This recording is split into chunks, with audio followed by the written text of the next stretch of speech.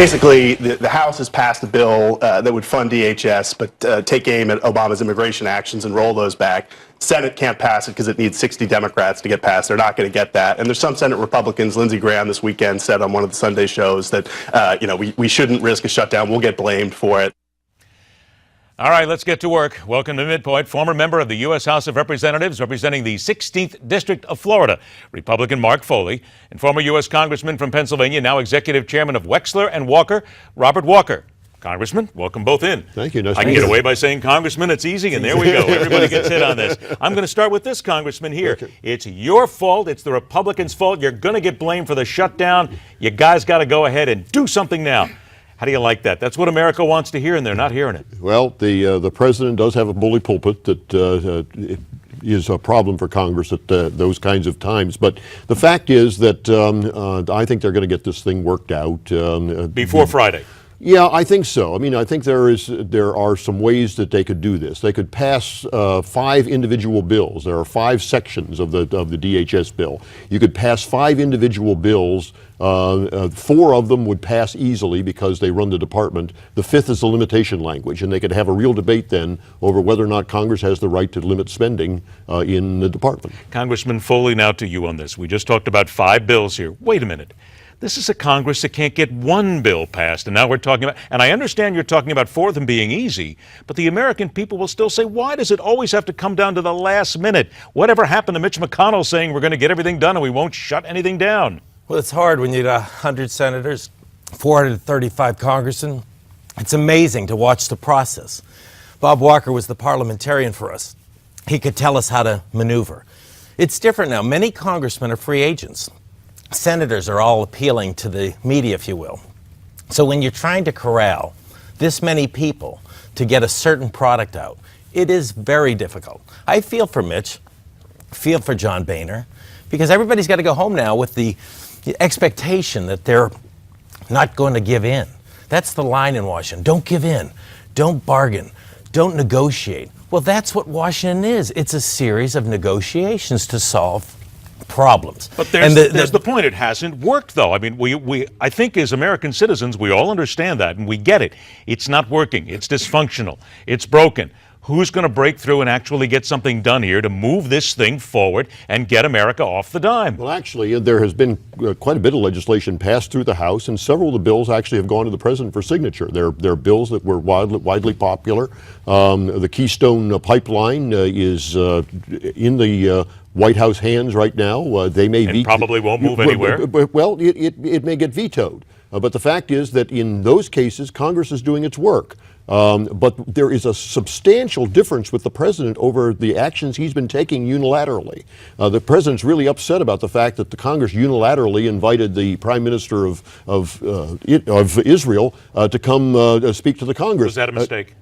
I don't think it was. I think it's very important that the Congress assert itself in some of these things, and I don't think that was a mistake. And I think the president needs to recognize that if he's going to act unilaterally, there's going to be pushback on Capitol Hill. Then here's the question. How does Congress assert itself then to be able to get something done? Because all we hear is, we can't do it without the president. The president sits still.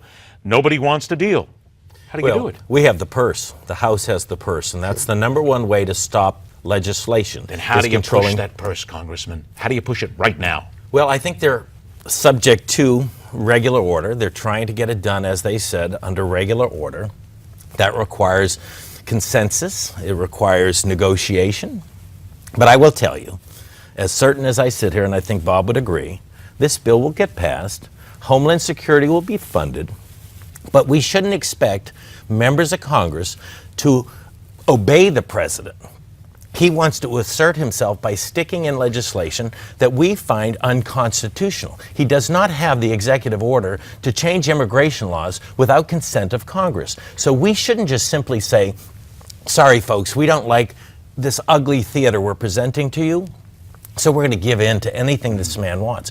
It wouldn't be the right thing to do. Yeah, and that's absolutely right. And the fact is, the power of the purse can be used very, very effectively in the next year.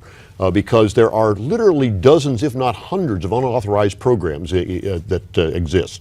If what Congress would do is simply say, we're not going to fund unauthorized programs anymore, that would put the administration in a very, very difficult bind. Okay, hold tight here because we're going to come back and we'll answer one last question here before we get out of this one. But when we come back, comments and non-comments being made by high-ranking Republicans that are leaving plenty of questions about leadership and then where this party intends to go in 2016 and beyond. Coming up right here on MidPoint.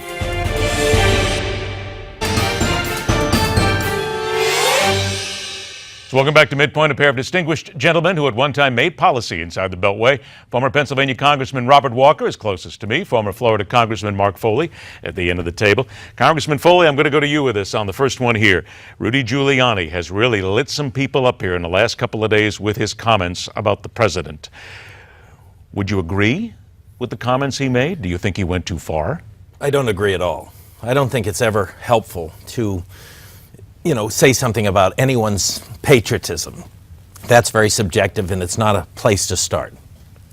I don't know what was on Rudy's mind, but I will say when he said, I probably shouldn't say that. When you start with that sentence, that's when you stop and say, you know what, I won't. And I wish he hadn't, because it really, but at some point I always wonder, does the freedom of speech and the First Amendment only apply to liberals? Because when they say outrageous things, nobody calls them on it, nobody says anything. Al Sharpton can make outrageous statements, and he gets a pass. When ours say it, it becomes a topic for 48, 72 hours. Is it not fair to say, though, that from the right you would want to say, all right, guys, let's back off a little bit. Let's not say these incendiary things, because what you're doing is you're feeding into the left. You're giving them ammunition. Don't give them any ammunition, maybe, and you come out looking better in the end. How's that? Well, I think that we should avoid giving them ammunition, but we ought to be willing to talk tough about policy. When you get into personalities, you always have a problem.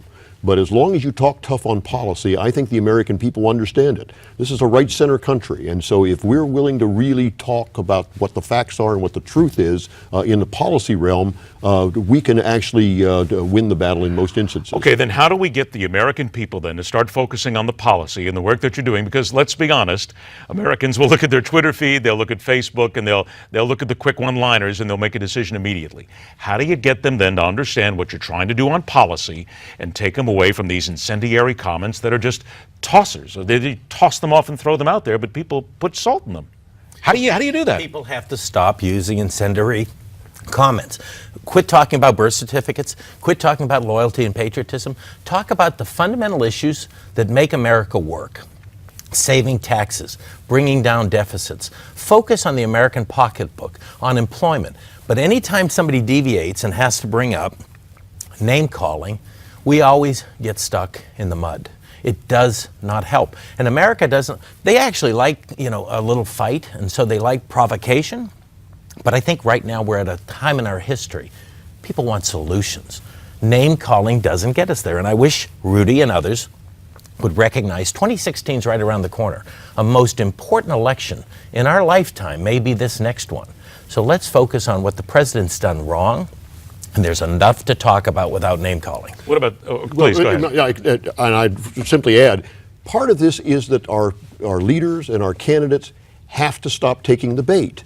I mean, the fact is that they get asked these questions that are silly questions that have nothing to do with where the country should be going. And Larry Hogan, running his campaign for governor in Maryland this last time, said that he was there to talk about economics and so on, and whenever they brought up one of these silly statements that were aimed at taking him off message and so on, he just pulled it right back, saying those are not the issues that the American people are interested in. And did Scott Walker do the right thing when they asked if President Obama was a Christian, where he said, I don't know? Well, I think the better answer would have been, I have to believe what he tells me, and just leave it go at that. I don't know.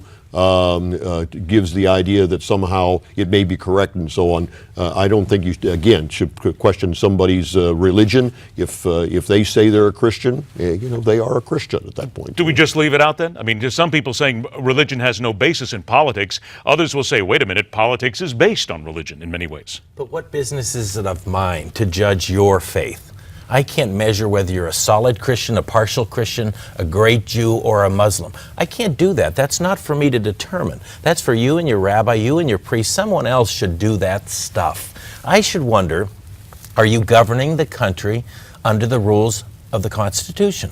That's the benchmark. All this other is falderall. But that's exactly as Bob said. That's what gets the goat. And then every reporter follows every candidate.